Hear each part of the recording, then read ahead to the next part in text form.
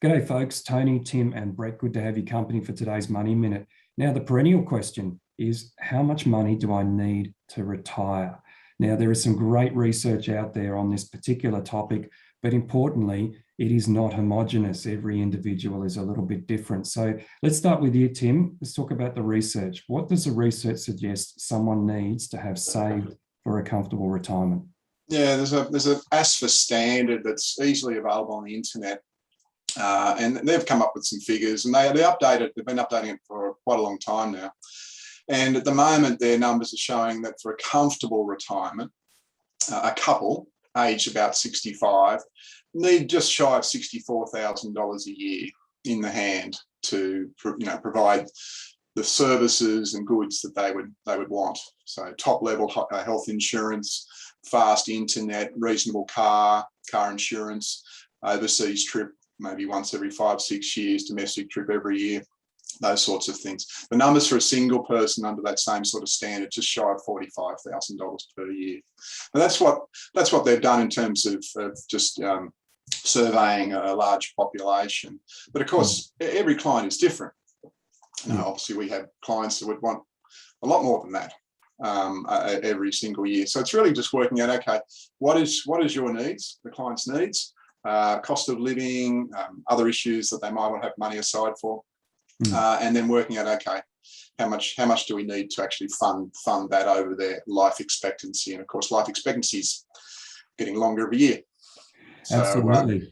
And it really is. I think the typical couple at 65 now could reasonably expect one member of that couple to live well into their 90s. But Brett, Tim picks up on some really important points there, which is it's one number, but it may not be that particular client's number. In other words, you can't necessarily generalize. What do you talk about with clients in terms of, from their perspectives, how much do they need to retire?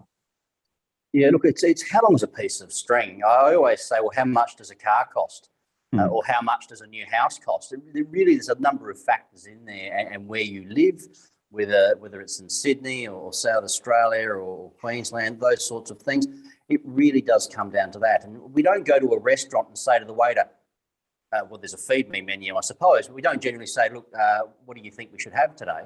It's what do you feel like? And so it's a matter of sitting down and saying, what sort of lifestyle have we been living to the point that we're about to retire? And people don't generally get an uptick in their quality of life upon retirement because financially they're not going to be as well off. And it's about trying to maintain to the best of their ability and what they've saved to maintain that lifestyle. So that the first 10 years is really important. So looking at those numbers and that ASFA, the Australian Superannuation Funds Association, put out, it's important to look at that as an average. But there are a lot of people that live a very, very rich life on a lot less money than what's been proposed by them. And there's a number of people that want double the amount of money. And it really comes down to, can you afford it?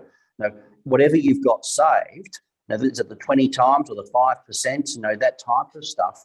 And do you have the flexibility to live better in that first decade than the next decade, because you naturally want to slow down, I suppose, and you don't run as much, you walk more.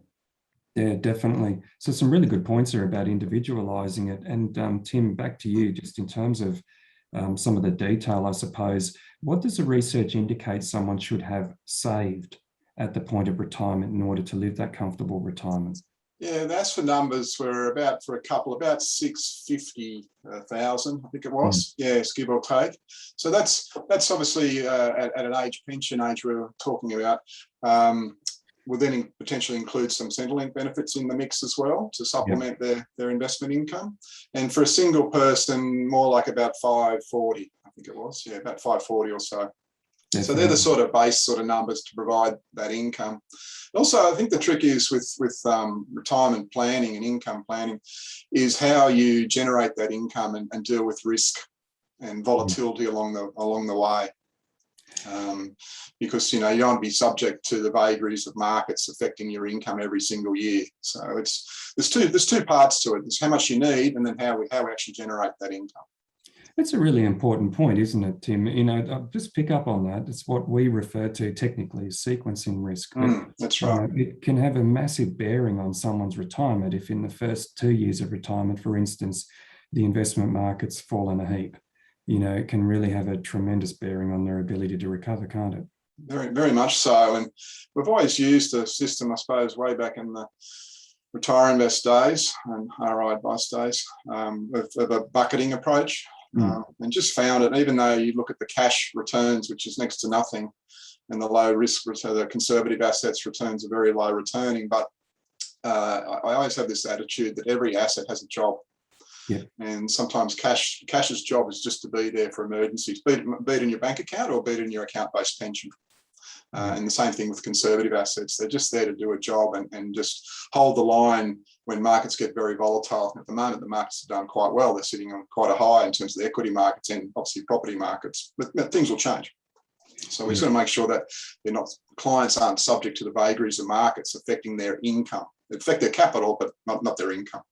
Definitely. Some really good points in there. And so, Brett, if you were going back to customizing and talking with an advisor about getting your retirement plans together because it's unique and individual to you, do you often talk about what I call a cash buffer? Tim talks about the bucketing approach. We can use all sorts of different things to sort of mitigate that risk. But one of the questions I've got is, how much should someone have as a cash buffer before they start retirement?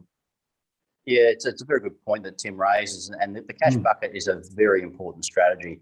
Now, when you think about saving money into superannuation or an asset that is quite volatile, you dollar cost average in. You don't want to dollar cost average out. You don't want to be selling shares every fortnight or every month to pay your regular income, because if the markets have dropped, you need to sell more of those shares to give you the same absolute dollar number. So it really comes down to somebody's risk profile, which is a really important part of the advice process, because we all have different fears, and what one person might accept, another person won't. So depending on how aggressive or conservative somebody is will determine how much we put into the cash environment. And as a starting point, it would be 12 months worth of income at least as a minimum in a fund, and then potentially another 2 years worth of income in defensive assets, bonds and the like, to make sure that we're taking the volatility out of the markets over time, which is a really important part of the advice process. Definitely. So many good tips in there. And of course, the usual vagaries around, well, we don't really know, because how much you need to retire is very dependent on what you want to do in retirement, how you want to spend your money, how you want it to be invested, and a whole host of other things. So it's extremely bespoke, the answer to the question. At the end of the day, this is absolutely something people should be getting advice on, and they should be getting it early, well before they're approaching retirement. I actually think somewhere around about 10 years out for retirement is the minimum. Someone should be talking about their retirement and planning ahead for that. So folks, that is the answer to today's Money Minute question, which is, how much money do I need to retire? And I think the bottom line, Brett and Tim, is actually it's wise on this one to get some advice, isn't it? Folks, have a good rest of the week, and we'll catch you again really soon. Bye for now.